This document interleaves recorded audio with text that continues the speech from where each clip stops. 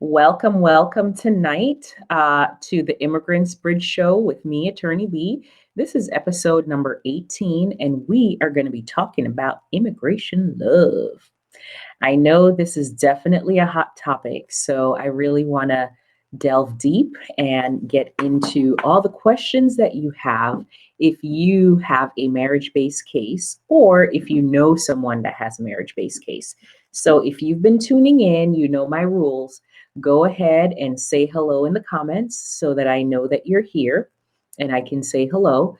If you have questions, go ahead and pop them in the comment box under the live. And let me go ahead and log in on my cell phone so that I can see some of you guys and get into all the questions.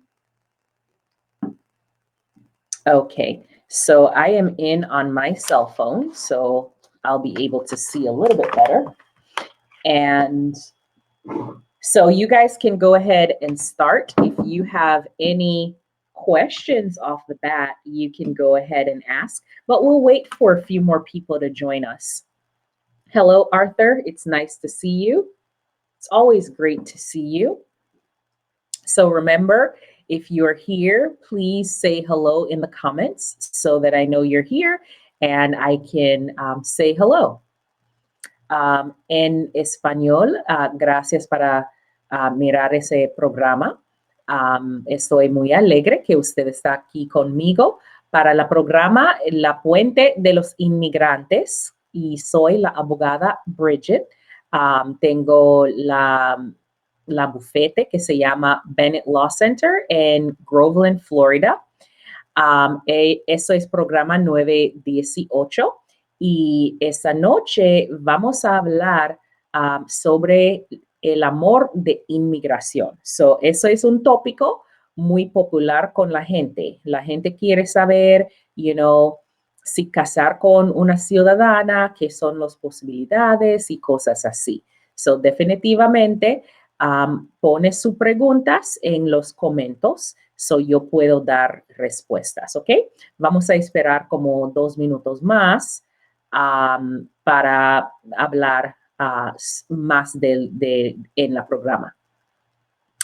Oh, Arthur says it's always a pleasure to say hello. It's nice to see you again. You are very faithful, and I like that. Wayne Brooks is watching. Nice to see you, Wayne. Where are you? I feel like it's where in the world is Wayne? Are you in Florida or are you someplace else? So nice to see everyone. Welcome to episode 18 of the Immigrants Bridge Show. Tonight, we're going to be talking about immigration love. What happens if you marry a United States citizen? What should you know about the process? What documents are required? How do you prepare for an interview? Those are all things that we will talk about tonight. Okay, so Wayne is logging in all the way from Cleveland. Nice to see you. Is LeBron home? That's my boy. Hello, Eliel. Hola, Eliel. Mucho gusto. Good to see you. Patricia, welcome, Miss Patty. Nice to see you. Patricia was one of our winners in Cinco de Mayo last night. So felicidades. So remember, if you're just tuning in, go ahead and say hello in the comments because I'm not always able to see who is on with using the program that I use to do the live stream. So looking forward to chatting with everyone tonight. So do I have any questions off the bat? If this is a topic that you guys are very interested in, what if you're married to a U.S. citizen? What should you know? Please go ahead and drop those questions in the comments. I can give general information. If it's more of a specific thing, then I can't, get into too much details. But if it's general enough, I can answer it. Hey, Juan, it's nice to see you. Juan also won a prize last night at Cinco de Mayo. Felicidades. So lo que estoy diciendo es que vamos a hablar sobre los matrimonios con ciudadanos, la petición, la I-130. qué documentos necesita, cómo preparar por una entrevista, cosas así. So, vamos a hablar. Si tiene preguntas, por favor, pone en los comentarios y yo voy a tratar mi mejor a dar una respuesta. Hey, Mercedes, it's nice to see you. Thank you for tuning in. We're talking about immigration love tonight. So if you have any questions about marriage-based cases, if you are thinking about bringing your fiance from a different country here, this is where I'm going to talk about all of those. So let's start with marriage-based case. So what should you know if you want to apply for your green card based on a marriage? Lo que usted necesita saber si usted quiere arreglar por matrimonio. So, por esa parte, solamente voy a hablar sobre el I-130, la petición, ¿ok? No el otro parte. Solamente lo que necesita para demostrar que su matrimonio es real. So in this part, I am only going to be addressing the I-130. That's the actual petition that needs to be filed from the U.S. citizen or resident petitioner for the other spouse. So I'm going to focus on that. I'm not going to actually talk about the green card or the visa itself. So for any marriage-based cases, you need to demonstrate to immigration that this marriage is bona fide. In other words, that this marriage is real and that it was not entered into for immigration purposes only. Okay, so that's the big idea about marriage-based cases. You must demonstrate that it's a bona fide marriage and you're not getting married for immigration only. Hello, Maria. Hey, Eric. Nice to see you. Hey, Shaughnessy. Nice to see you. Eric is saying hello from Ocala. That's one of my favorite clients.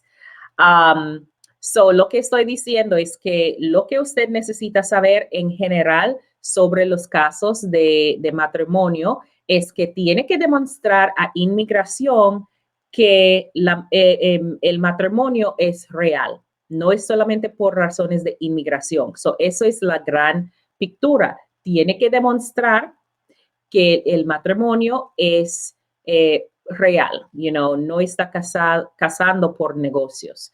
So you really have to show that this marriage is real. Now, let me make one important clarification. That is, when you get married to a United States citizen, immigration can be one of the reasons you get married. It just cannot be the only reason you get married. So sometimes I get in a situation where a person has a very viable case and they're like, well, I don't want to get married. I don't want the person to think that I'm using them to get a green card. And so, they've been together and they have children. That's ridiculous to think that this case is only based on immigration. Immigration can certainly be one of the reasons you get married. It just cannot be the only reason you get married. Hey, Attorney Regina, it's nice to see you. Hey, Miss Candy, nice to see you as well. Welcome. So lo que estoy diciendo es que un punto muy importante es que por razones de inmigración, razones por inmigración puede ser uno de las razones que casar con otra persona, pero no puede ser la única razón que está casado, ¿ok? Si está casando solamente por negocios, definitivamente eso no está bien.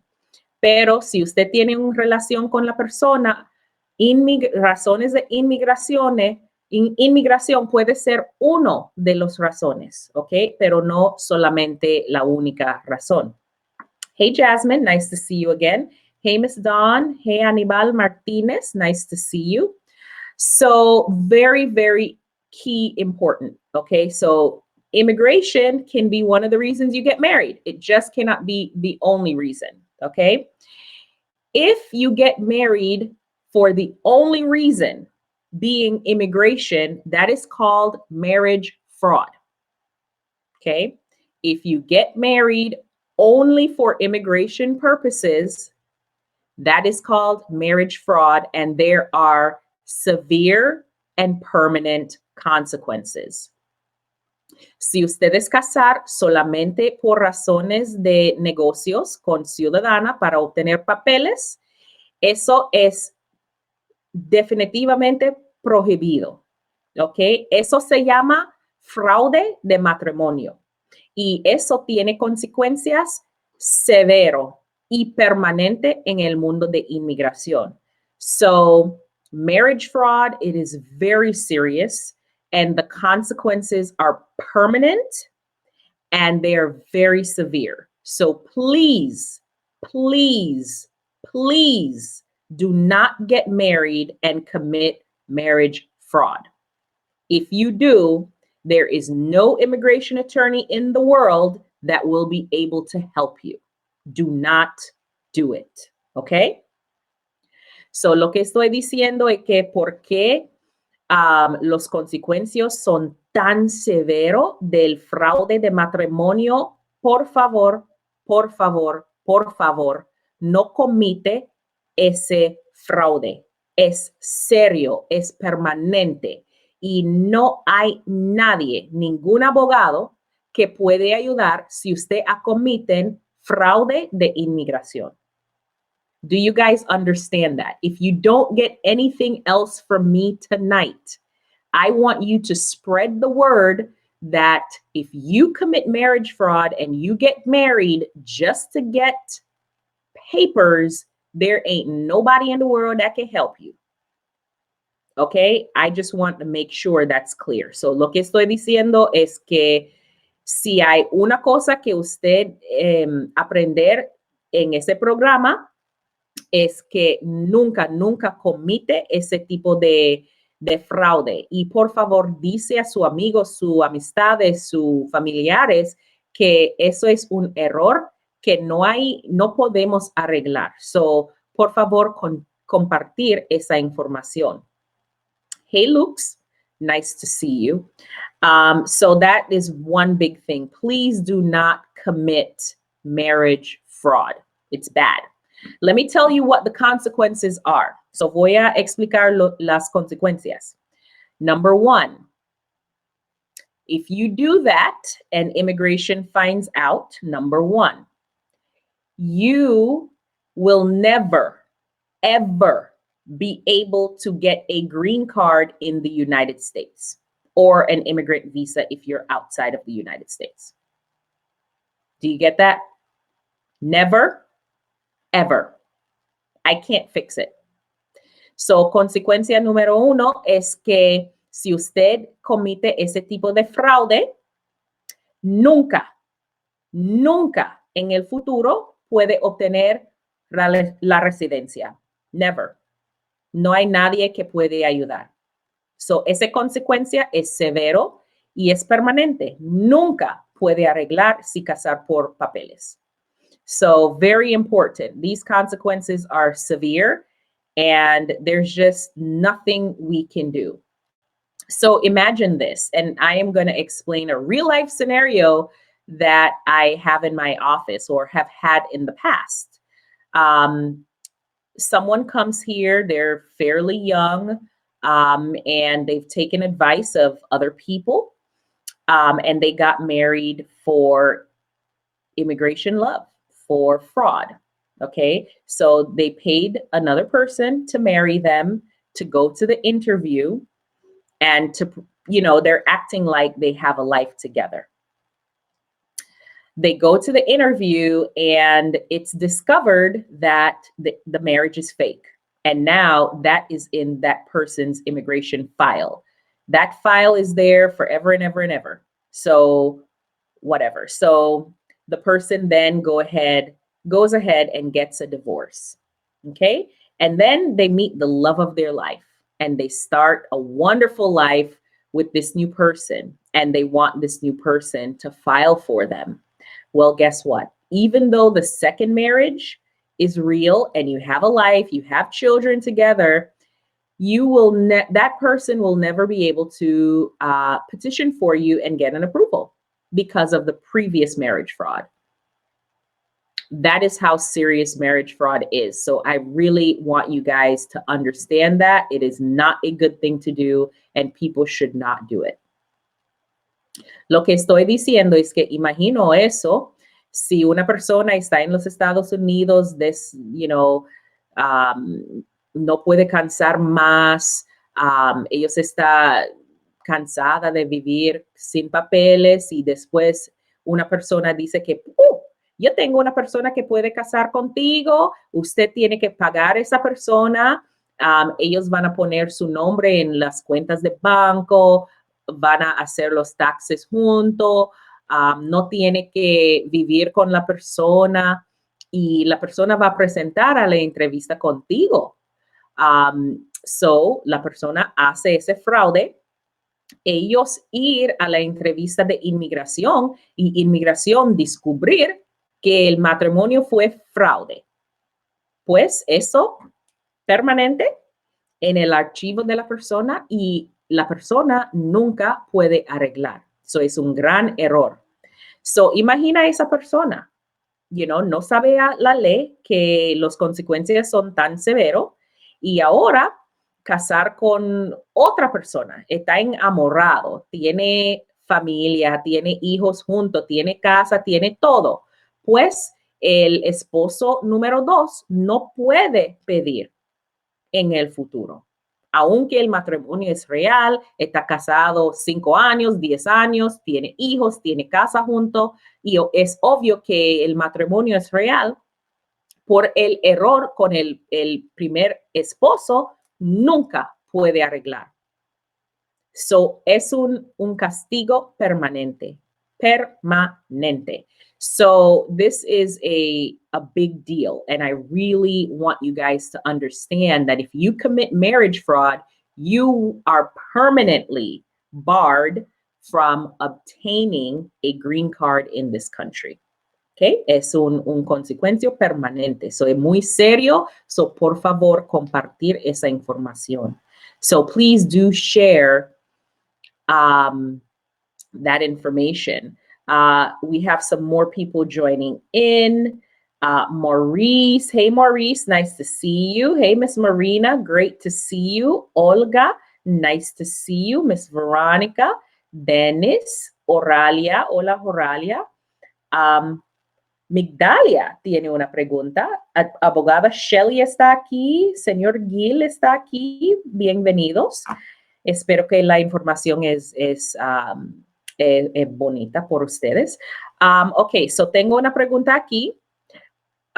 Migdalia está preguntando, ok, si la petición está negado, ¿hay oportunidad para tener una aprobación en el futuro? So, the question is, if a petition, the I-130 petition is denied, what are the chances of a new petition being approved in the future?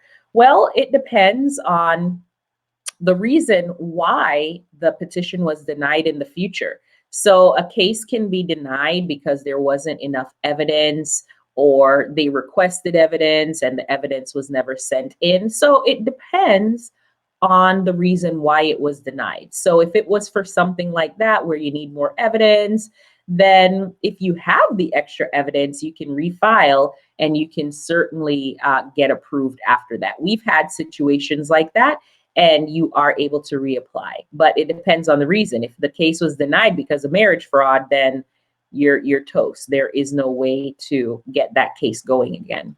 So la pregunta es si la petición está negado, si puede aplicar otra vez en el futuro. La respuesta es depende de la situación. So, por ejemplo, si la razón que el caso fue negado es porque no hay, no tiene todos los requisitos, los documentos que ellos necesitan. Si ellos no tienen, entonces ellos pueden negar. O quizás ellos piden por más información, y si la persona no manda la información, entonces ellos van a negar.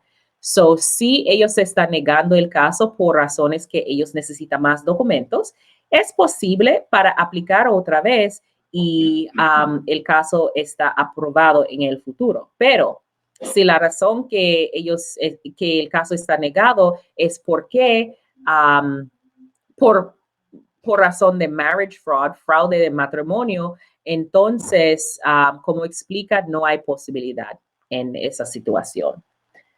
Hey, Miss Magali, nice to see you. Hey, Miss Tiffany, great to see you. Hey, Miss Preba, nice to see you. So just definitely do not do marriage fraud. So let's now talk about what kind of documents do you need to provide if you are interested in doing a petition for someone. So the basics is that, so yo voy a hablar sobre los documentos que ayuda a su caso si está preparando a mandar un petición.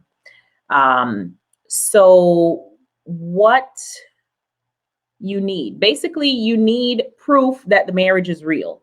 Immigration wants to see a life together.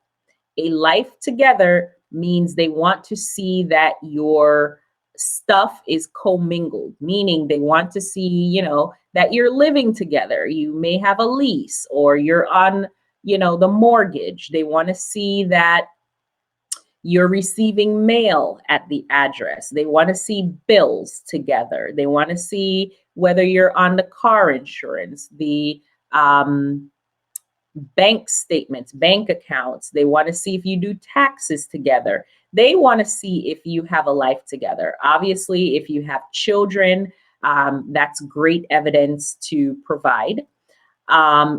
Even though immigration, sometimes you have kids and they still give you a hard time, but that's another part that we'll talk about in a little bit.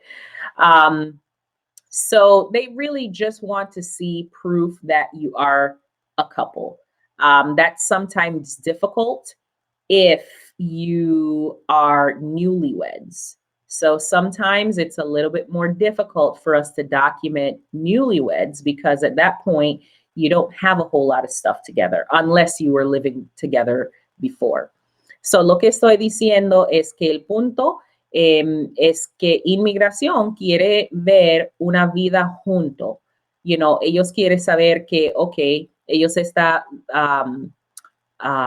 viviendo juntos, tienen una vida juntos. So, ellos tienen cuentas de banco juntos, ellos están haciendo taxes juntos. Ellos tienen un lease juntos si está rentando o tiene el mortgage si tiene casa junto, está pagando los biles juntos. La persona está en las aseguranzas de salud, de coche. So, ellos son cosas que ellos quieren ver. También fotos cuenta.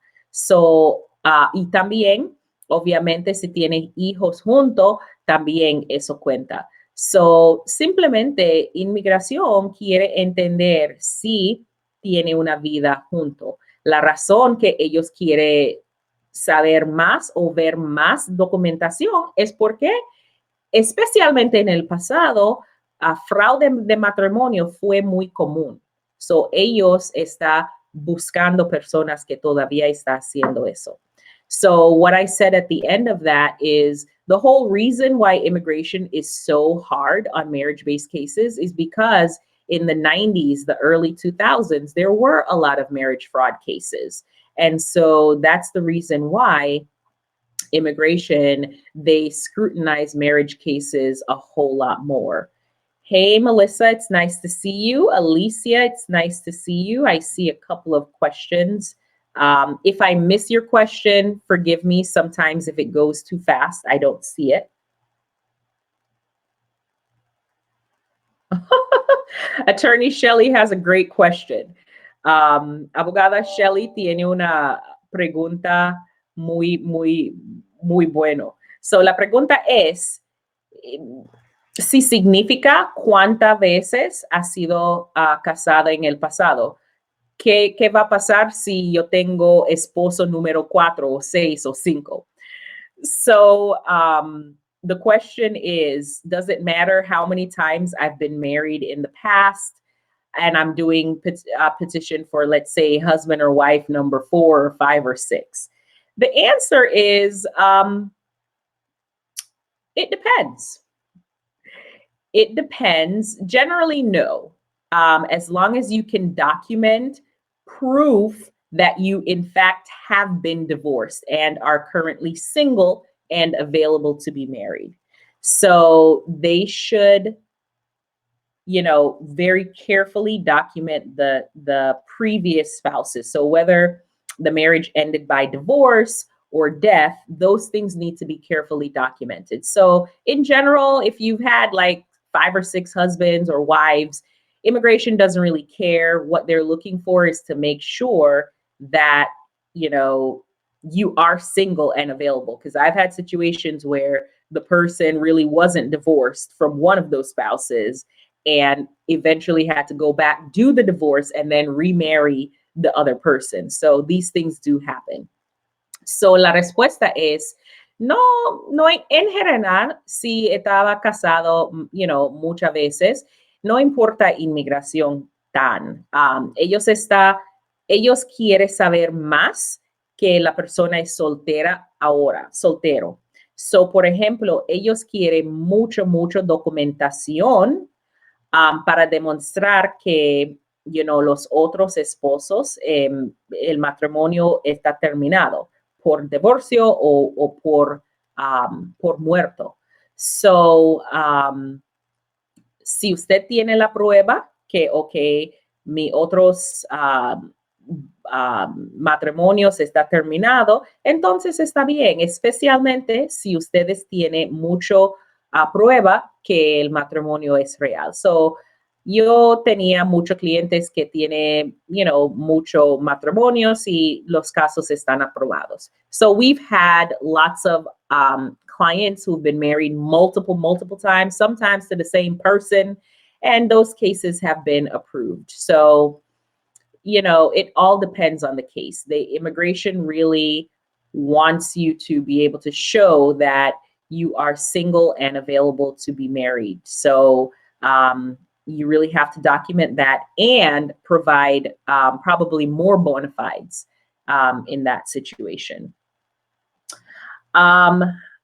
We have another question. Should I bring an attorney with me to the interview? Debe traiga un abogado a la entrevista. So I think it's very advisable to have legal representation at these immigration interview. Personally, because I know how the immigration officers are, they generally tend to show more respect to the couple, the petitioner and the applicant, if there is an attorney present. So we've all heard the nightmare stories of people being mistreated at immigration offices when they've gone to interviews alone. I think some of that level of respect and what questions are asked during the interview tends to be much better if you have an attorney present. So for example, in our office, we never allow any of our clients to go to any immigration appointments without us. That's just one of our policies because we want to be there to observe what's going on, to protect the rights of our clients. So we make sure we can't answer the questions for the clients, but we want to make sure that our clients are well prepared, number one. Number two, that they have the proper documentation there with them. And number three, if the officer is asking questions that they're not allowed to, we will certainly jump in. Or if there is a point that we can clarify for the officer, we will certainly do that. So I do think it is it's a very, very good idea to bring an attorney with you if that is what you so choose to do. So en español, espero que yo recuerdo todo, que la pregunta es si necesita traiga una abogada contigo para su entrevista. Yo pienso que es buena idea. En mi oficina es uno de los policías de nosotros que nunca tenemos clientes que presentan con inmigración solo, es muy importante por nosotros que ellos tienen representación. Hay varias razones por eso. En mi opinión, los oficiales de inmigración comportarse mucho mejor si hay abogado. So, ellos saben que nosotros sabemos las leyes, so ellos no pueden romper las leyes. So, of course, ustedes han oído cuentas de otras personas que tienen una experiencia negativa con los oficiales de inmigración cuando ellos presentan solo. So, eso es por la razón que siempre acompañar a los clientes de nosotros. So, número uno, es importante para tener abogado presente por la representación. Número uno, porque queremos que la gente está preparado. Número dos, podemos ayudar la gente a preparar los documentos que ellos van a necesitar. Número tres es que en caso de que el oficial está haciendo preguntas que ellos no deben preguntar, obviamente, los abogados van a decir no es permisible. Y también, si hay un asunto que necesita clarificación, también el abogado puede explicar un poquito más con inmigración. So, es buena idea.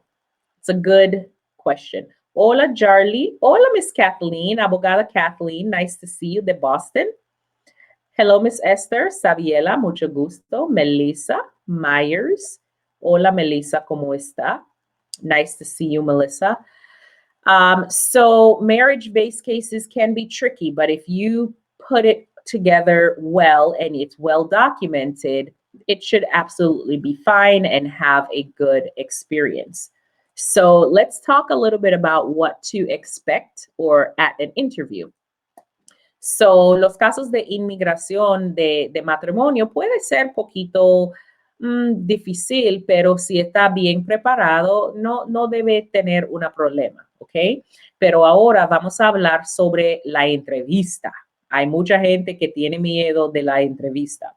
So, there are certain cases that will require an immigration interview. If you're adjusting status here, for example, when there is a deportation case active, or if there's a deportation case involved, usually those are called for interviews. So what should you do at an immigration interview? So number one, you should be on time. Even though you're probably going to wait really long time for them to call you, you have to be on time. Number two, you need to be dressed appropriately. Don't go there looking like you going to the club, and don't go there looking like you going to the gym, okay? So please dress appropriately when you are going to these interviews. Hey, Jessica, nice to see you. Be yourself. You don't have to be fake, If you're really married to someone, be yourself. In fact, I have stories I can tell you guys. Maybe I will tell you a few stories. We'll see if we have time.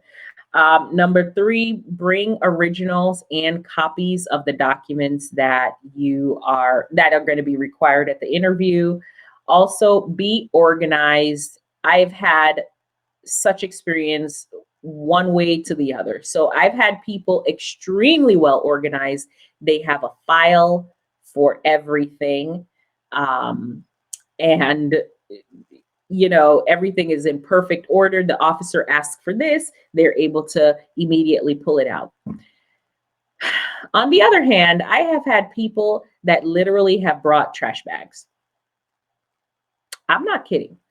All of the paperwork had been shoved into a bag, and they had to try to find the papers the officer was asking for.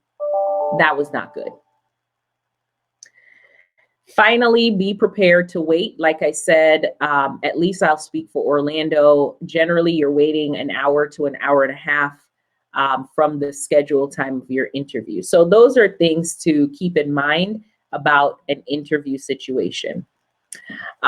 So lo que estoy diciendo es, si tiene una cita con inmigración, hay algunas cosas que ustedes tienen que saber. Número uno, no tiene que ser tarde, ¿ok? tiene que ser en punto, en tiempo. También su vestido es importante. Su vestido es importante. So, por favor, no tiene ropas como va al club o una fiesta o al gimnasio, ¿ok?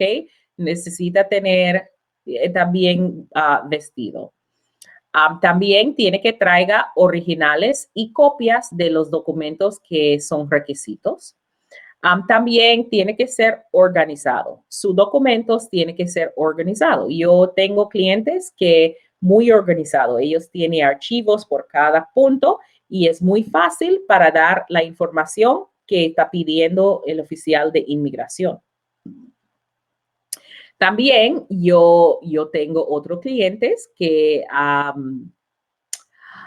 usado como bolas de basura, trash bags, con la información. So, ellos ponen toda la información en una bolsa y no puede encontrar lo que está pidiendo. Eso no es muy bueno. So, ellos son solamente algunas cosas para tener en mente. Now, finally, I'm going to address the interview. Maybe I'll talk a little bit about what questions they might ask and if they separate you for the interviews. So when we watch TV or if you hear about people, they always say they put you in totally different rooms. They ask you all kinds of questions. What color underwear does the person have? What color toothbrush? All of these things that they ask, right? Those are called Stokes interviews, and they're not very common. Those occur when, immigration fraud is suspected. So those are not very common. I've been doing this for almost 10 years.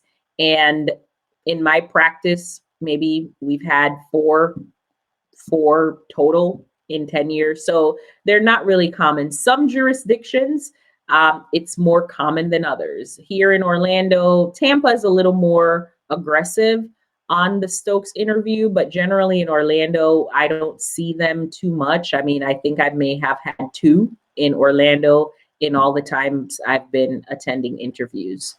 Hey, Ms. Rosalva, nice to see you. Hey, Megan. Hey, Adriana. So en español, lo que estoy diciendo es que probablemente sus amigos o en las noticias, si, ellos quizás dice a ustedes que tiene las entrevistas en cuartos separados, ellos tienen preguntas por ella primeramente y después el esposo, y ellos están chequeando si las respuestas está lo mismo. Ese tipo de entrevista se llama Stokes interview. Entrevista de Stokes. No es muy común. ¿Ok? En todos los años que estoy haciendo eso, casi 10 años, en Orlando solamente tengo quizás 2 o 3, no mucho en 10 años. So, Orlando específicamente, ellos no hacen entrevistas de Stokes, mucho. En Tampa, ellos poquito más. So la mayoría de los casos que yo tenía que tenía entrevistas de Stokes fue en Tampa. So Orlando está bien. Tampa, poquito más.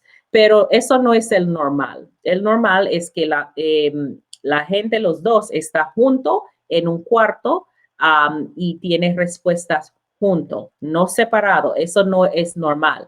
Ellos solamente hacen si hay suspiciones, si la gente tiene fraude de inmigración. Okay, so it's not very common. I see one question here. Does everyone have an immigrant interview in the States or just the one in Mexico? So, Megan, that's a good question. The petition is what we're talking about, the marriage-based petition. So the visas or the green cards can be given outside of the country or inside of the country, the United States. So I am not addressing cases that are the interviews that are outside of the United States. I'm just talking about the actual marriage petition.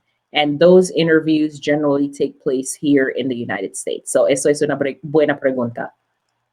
La pregunta es si una persona, si todos los inmigrantes tienen entrevistas en los Estados Unidos o solamente afuera del país. So, recuerda que en ese programa solamente estoy hablando solamente de la petición de matrimonio. So, las entrevistas afuera del país es para la visa permanente.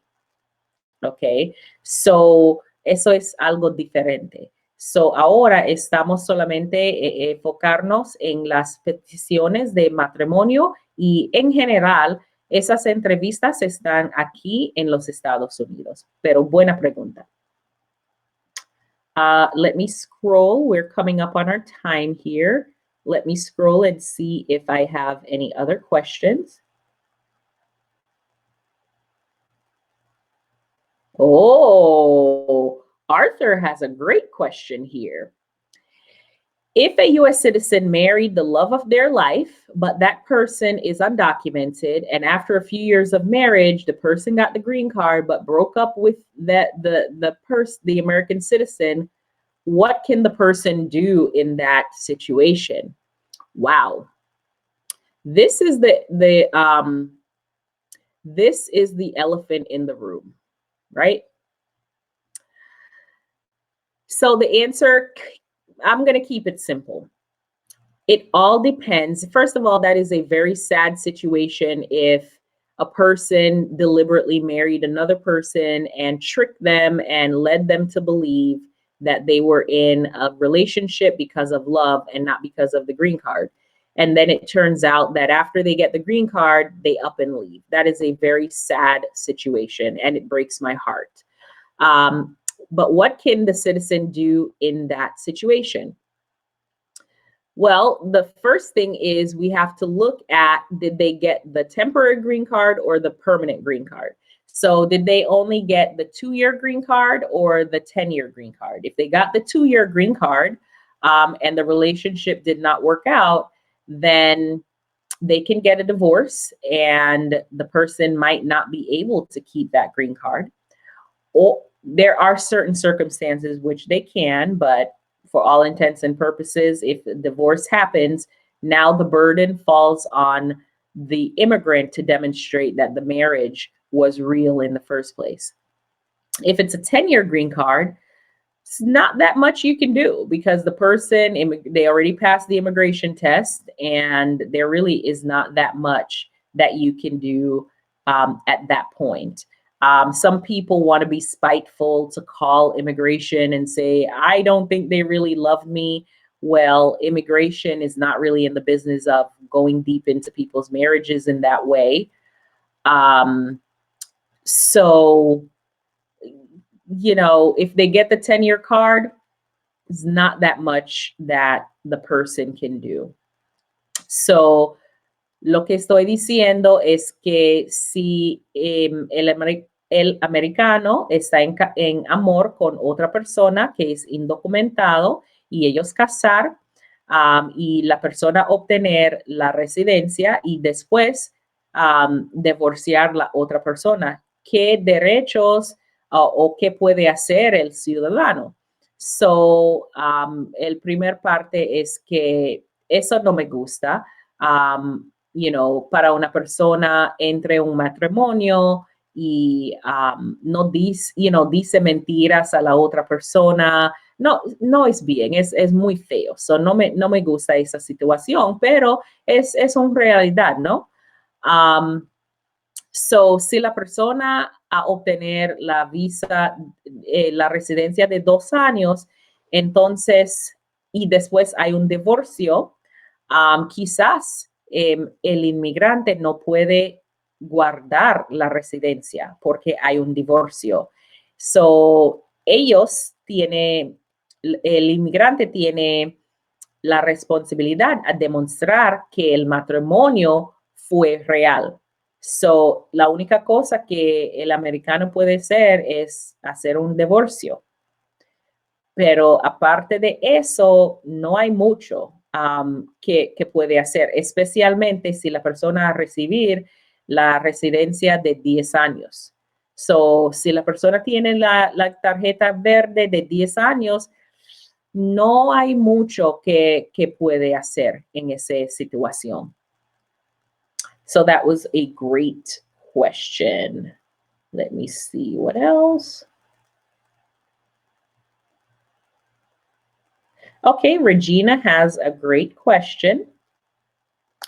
She wants to know, Regina actually has the 2-year green card. It's called a conditional green card. And she wants to know, the card will be expired soon. So what does she need to do? What does she need to do to move forward? So normally your petition to remove the conditions need to be filed 90 days prior to the expiration of your card. So that kind of answers the question. It has to be 90 days. And that is definitely something I feel like it's kind of harder the second time around. So if that's something you're interested in, certainly give our office a call and we can talk about your specific circumstances, but immigration actually requires more documentation the second time around. So it's very, very important. So la pregunta es si tiene la residencia de 2 años y la tarjeta va a expirar pronto, ¿qué necesita hacer? Pues la ley dice que puede aplicar para renovar la residencia como 90 días antes de expira la residencia. So, 90 días antes puede aplicar, pero en mi opinión es como la segunda vez que está haciendo ese proceso es poquito más difícil. So, inmigración actualmente hay requisitos por más documentación del matrimonio que la primera vez. So, definitivamente es avisable que tienes representación por un caso así. So, por favor, si usted está interesado y quiere hablar en más detalles sobre un caso así, darnos una llamada y el número de teléfono de la oficina está aquí en los comentarios. Gracias para poner.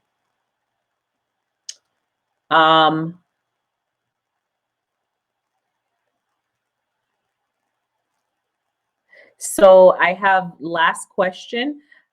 Miss Candy's asking, her brother-in-law is in the United States undocumented and is married to someone that have DACA and they have kids who are citizen. Can he get his green card through her? So it all depends. This is a pretty complicated question. There's a lot that I don't know, so I can't give a full answer. But in general, if you are undocumented and you're married to someone that has DACA, you know, they cannot petition for you, so that there is no possibility there. They have kids that are citizens. It depends on how old the kids are. There's a lot that goes into that. So that's also something that might require a separate consultation to figure out if there might be a possibility. So la última pregunta de la señora Candy es que ella tiene I forgot how to say brother-in-law in Spanish. What's brother-in-law? I totally forgot. I know that word, but I have forgotten. Un familiar de ella está aquí en los Estados Unidos indocumentado y está casado con una persona que tiene DACA y ellos tienen hijos que nací aquí. So, hay posibilidades para arreglar por razones de la esposa que tiene DACA. Desgraciadamente, no. Yeah, cuñado. Gracias. So, la respuesta es no, porque ella no tiene residencia, no tiene ciudadanía, solamente tiene DACA y DACA es solamente un permiso de trabajo. So, ella no puede pedir el esposo. Si ellos tienen hijos, tengo que saber las edades de los niños. Los niños tienen que tener 21 o más años de edad. So, totalmente depende de la situación. So, en ese caso, probablemente necesita una consultación también para, hablar en más detalles qué son las posibilidades. I see my aunt Susie, hi, Auntie Susie, all the way from California. Attorney Rachel joined in. Liliana is here. I hope I got to most of the questions. Hey, Miss Daphne. If I missed your questions, please do come on tomorrow. Like I said, I am streaming through a service that sometimes if the questions go too fast, I miss them. And then I'm also trying to check my cell phone. So it's kind of hard. So if I didn't get to your questions, you can tune in. I'm here every day, Monday to Friday at 7 o'clock to answer any questions that you have. So lo que estoy diciendo es que si usted tenía una pregunta y yo no dar una respuesta, perdóname porque el sistema que estoy usando es poquito difícil para ver todas las preguntas. So, en ese caso, si usted todavía tiene una pregunta, por favor, regresa con mí mañana a las 7, cada lunes, martes, miércoles, jueves, viernes. Estoy aquí para todas las preguntas. So tomorrow, on tomorrow's show, I'm going to have a guest, Andrea Estrella. She is a mental health professional, and she's going to talk about how the heck do we deal with COVID and all of the things that are going on. You know, how do immigrants, how do we survive in this kind of environment? So tomorrow will be dedicated to mental health. What are coping strategies? You know, what can you do to really survive during this time? So please come back and we will answer all of your questions. If you have immigration questions, you can throw those in as well. So mañana voy a tener un invitada especial, se llama Andrea Estrella Roa. Ella es un profesional de salud mental. So ella va a explicar cómo podemos sobrevivir ese crisis, ese trauma que está pasando, cómo puede sobrevivir los inmigrantes. So es un programa muy importante. So espero que nos vemos mañana. So thank you guys for tuning in to episode 18 of the Immigrants Bridge Show. I will see you all tomorrow. Don't forget, share this program to your page and also like our page. Thank you so much for your time. If you missed any portion of this episode talking about immigration love, it will be on our Facebook page, so you can go ahead and watch the video. Thank you again for your time, and I will see you tomorrow.